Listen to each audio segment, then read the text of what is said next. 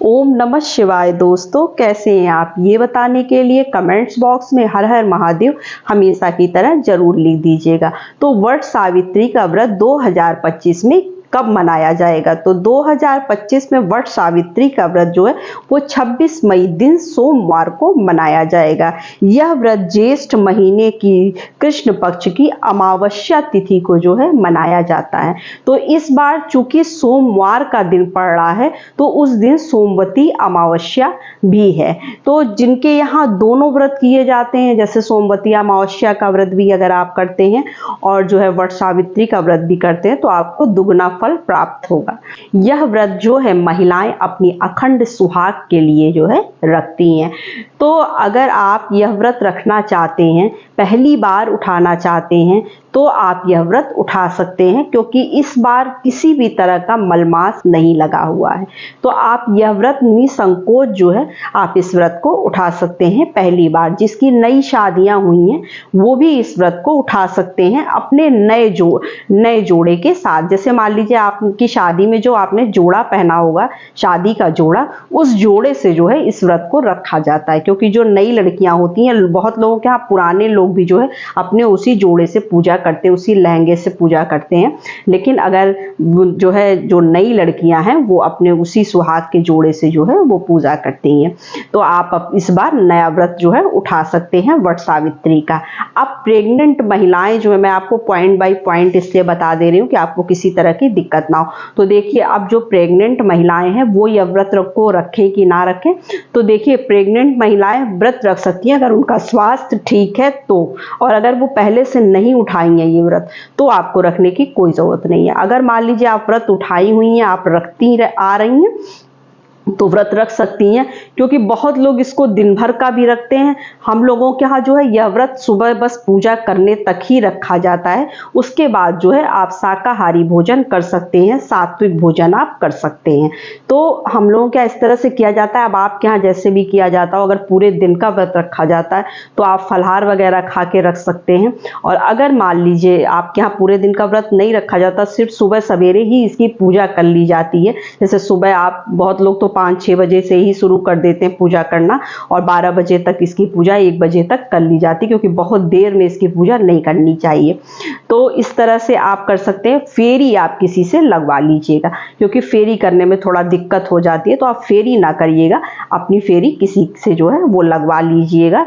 और बाकी पूजा कर सकती हैं, आप पूजा कर लीजिएगा और व्रत रख सकती हैं। अगर आपको वट वृक्ष मान लीजिए नहीं मिल पाता है, बहुत जगह वट वृक्ष नहीं मिलता है, बहुत राज्यों में, कोई ज़रूरी नहीं कि हमारे घर के आसपास ही हो, बहुत दूर होता है, तो आप क्या करिएगा, तुलसी का पौधा तो हर घर में लगा होता है। तो माता तुलसी का पौधा जो है किसी ऊंचे जगह, ऊंचे स्थान पर रखकर फेरी कर सकती हैं। और अगर आपको वट वृक्ष पे नहीं जा पा रहे हैं या कोई प्रॉब्लम है, किसी वजह से आप वहाँ पे जाके पूजा नहीं कर पा रही, तो आप अपने घर में एक डाली ले आइएगा वट वृक्ष का। कोविड काल में सबने यही किया था कि डाली लाकर घर के अंदर गमले में लगा लीजिएगा और लगाकर पूजा कर लीजिएगा। तो इस तरह से भी आप पूजा कर सकते हैं। अब रही पंखे की बात, क्योंकि सबसे ज़्यादा ज़रूरी चीज़ इसमें होता है पंखा।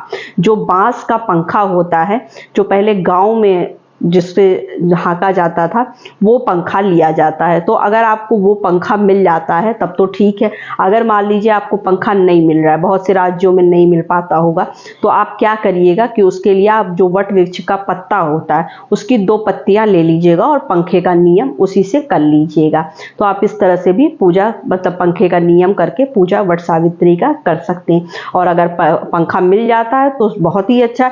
और जो नई लड़कियां जैसे पूजा करती हैं, जो शादी जिनकी अभी हुई है नई लड़कियां, वो क्या करेंगी कि आपको क्या करना है कि जो है मान लीजिए आपके घर में जो बहुत लोग 5 पंखा 7 पंखा रख के शुरू में जो पहली बार जैसे व्रत उठाते हैं तो वो इस तरह से करते हैं। तो आप अपने घर का नियम देखिएगा कि आपके घर में कैसे किया जाता है। क्या 1 पंखे से किया जाता है कि 5 या 7 पंखे रखकर किया जाता है? उसके बाद जो है, जो भी मतलब हम लोग भी जो पूजा करते हैं, या तो अपने देखिए आप सास आपकी हैं या बड़ी जिठानी है, अगर आप परिवार में रह रहे हैं तो आप उनको दे दीजिएगा।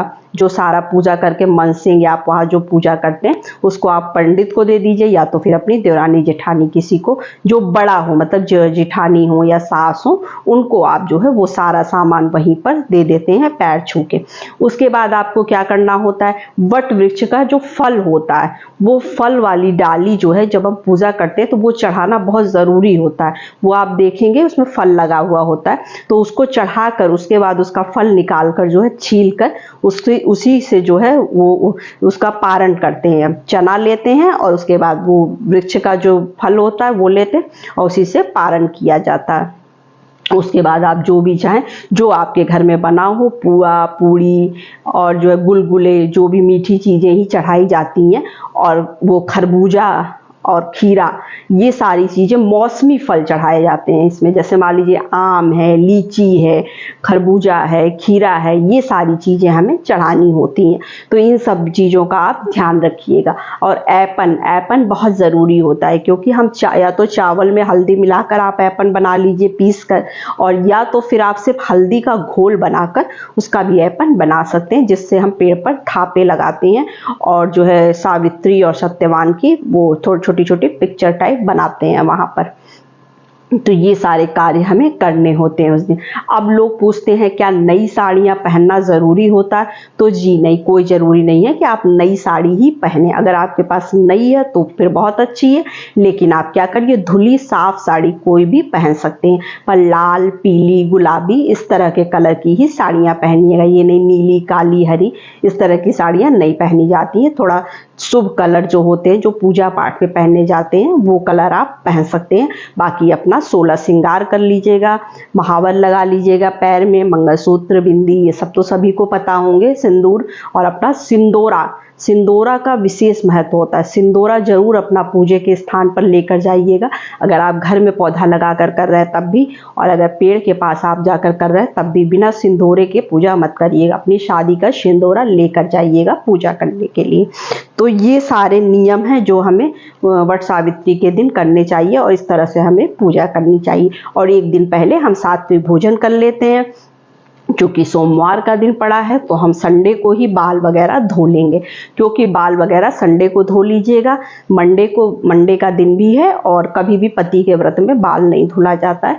तो ये मैं आपको बता दे रही हूँ, क्योंकि बहुत से लोग ऐसी गलती करते हैं कि उसी दिन बाल धोकर और चले जाते हैं। तो उस दिन आप बाल धोकर बिल्कुल मत जाइएगा। एक दिन पहले, कभी भी कोई भी व्रत हो, पति का व्रत है तो आप एक दिन पहले ही बाल धोइएगा।